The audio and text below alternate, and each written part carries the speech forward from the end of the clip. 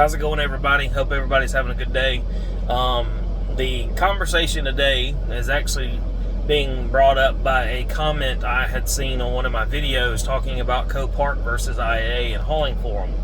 A little backstory: I did haul for IAA when I got started, and knowing what I know now, and hopefully this will save you some headaches if you decide to go down this road, will kind of be what I learned the hard way and what a lot of people learn.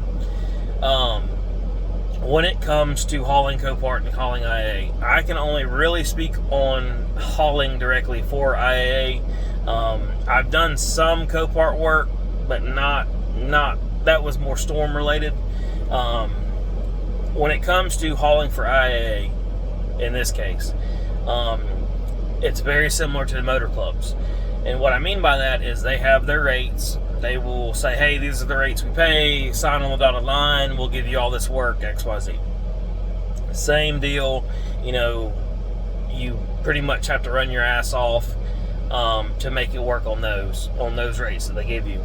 You can negotiate a little bit. Obviously, they're going to go with the cheapest provider first, and then kind of give you the scraps. When I started, what I did is because they pay you by zones, different zones pay different amount of money. I was running a wheel lift truck, because if you've watched my videos, you know that my first tow truck was a dually with a repo style wheel lift. So to make that make sense, I would take the farthest out call I could get, whatever their zone, I can't remember, 7, 8, 9, whatever it was. I would take the far off stuff. And the dispatcher there was a super sweet lady, and she knew that's what I wanted. I wanted the far out stuff that nobody else wanted to get, because most everybody wanted the local stuff. That way they could turn and go for volume. I didn't want volume, I wanted miles because of how they paid. So I would get the far off stuff, and let's say they opened up, wherever I was picking up, opened up at 7:30, 8 o'clock. I would leave my house at 5:30, 6, whatever, however long it took me. So I knew that I could get there, get whatever vehicle I was getting, and then get back as early as possible. And sometimes I even got it so early that I was there when the gates opened up at my local IAA. I did that for a few months, mixed in some Majero, Motor Club, Honk, Urgently, a few retail. I was just getting started, so I was, like I said, I was in that position. I was doing anything and everything I could do. I didn't know that I could negotiate my rates a little bit. Well, then I decided, hey, I wasn't making any money, for what I thought I was worth, and then focused on the retail marketing, and because that's kind of the business that I wanted to be, was the retail guy. But what I want to say, though, is you've got to figure out what type of towing business you want to do. This is just talking about IAA and Copart. Talking about IAA and Copart, I know several guys that have built a nice, comfortable, good money-making business hauling for companies like that. I don't know what is going on with my phone. But they all have rollbacks. 2 of them actually have 3-car carriers, and that realistically is the way to go. That way, when you run, the farther out zones, you can grab 2 or 3 at a time, come back in, drop, and go back out, and then that way you're not coming back and dropping, coming back and dropping like I had to do because I was in a wheel lift truck. If you do decide to do that and it's something that's making sense, I highly recommend you have a set of dollies on your rollback. Most people don't. That's usually a wheel lift and stats truck thing. But keep a set of dollies on your truck and know how to use them, because that guarantees you, I don't care who you are, you can chain hang and throw some dollies and get creative and get something back if you need to. I see people, come up with excuses every day in this business.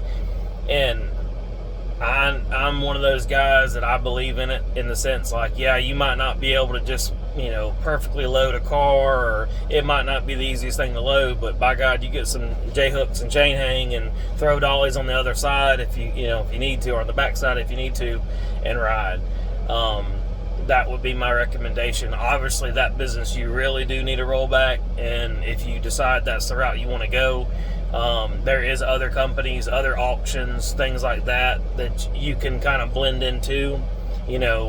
Some of the smaller auctions in the local dealers and stuff like that, you can build a whole business just around that, kind of do more transport style towing than actually like wrecks and breakdowns and things like that. But a lot of times, at these Coparts and at these IAAs, you will have people that, they need a wrecked whatever they just bought delivered. And, that's part of the business, is just building up that clientele.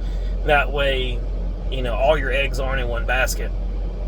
I know Copart is hiring a lot of people themselves, and they are bringing a lot of equipment in within.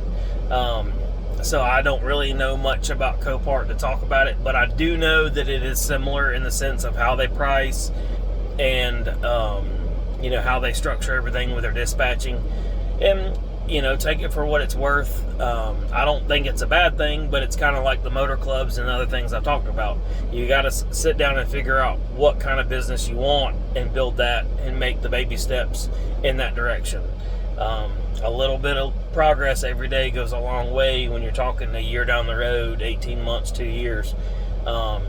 So I would, consider looking at it. And I mean, I'm never opposed to it, because a dollar is a dollar. You just got to figure out if it's going to make it work, and just figure out what kind of business you want, and if towing for IAA or Copart. And there's other videos I've seen online that can kind of go into more depth, but it's all about what you're running. I wouldn't go out and buy a brand new truck and then go to Copart. I see it every day. Guys, they're going to the dealerships, they're buying the Dodge 5500s or the Fords, and with the not knocking anybody, but they've got the cheap beds on them, and they're just the dealership specials, and I respect their hustle. They're getting out trying to make it, but you're going to run a truck into the ground if that's not what you've built your business around. You know what I mean? Like running these $35 local type stuff that they want you to run, and trying to run on them day in and day out, and then trying to do everything else. That's not the way to go. You're going to beat that truck up.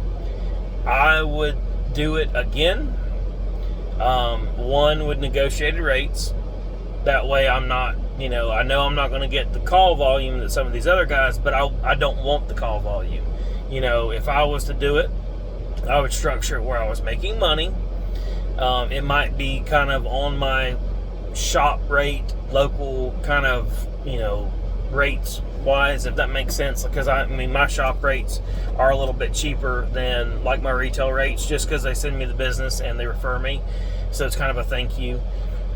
And I would make sure my prices were on along the lines of that. And then I would, me personally, I would just know that, okay, here's a couple tows, 4, 5, 6 tows, whatever it is a week. That just adds that to it, because it also puts me in front of more shops and more potential buyers, things like that. You always have to use the situation and use the opportunity to leverage more. And a lot of people don't do that. A lot of people just drop the cars off, they haul us out. Talk to these people, talk to these shops, get to know them. A nice, courteous, type demeanor goes a long way. When you show up and you're pleasant and, clean cut as best you can be, because it is a dirty industry, that goes a long way. I've gotten a lot of work over these years by dropping cars off. And, oh man, I tell you what, a rollback just went by, man, he got a car on a stinger and it was like straight up in the air. That's the other thing, just a little random knowledge. Okay, if you have a car on your wheel lift, the bottom of the tire of the car on the wheel lift needs to be in line under the same plane as a center axle in your truck.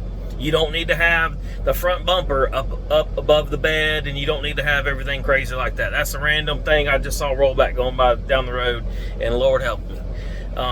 The bottom of that tire that you're towing needs to be in line with the center axle on the back of your truck. It does not need to be higher. It does not need to be lower. It needs to be right there. Another thing is, don't run your wheel lift or yeah, don't run your wheel lift all the way out. Do not tow like that. One, it rides like shit, and two, you're gonna just wear and tear and bounce around the road. Tuck your wheel lift in, and if you have enough room between your truck, unless you're some skinny person that's 110 pounds, if you can turn sideways in between that bumper and your truck, you got plenty of room. You're not gonna hit nothing unless you do something stupid and completely jackknife the whatever. But just two little random pointers. But anyways, I gotta go. The radio. See ya.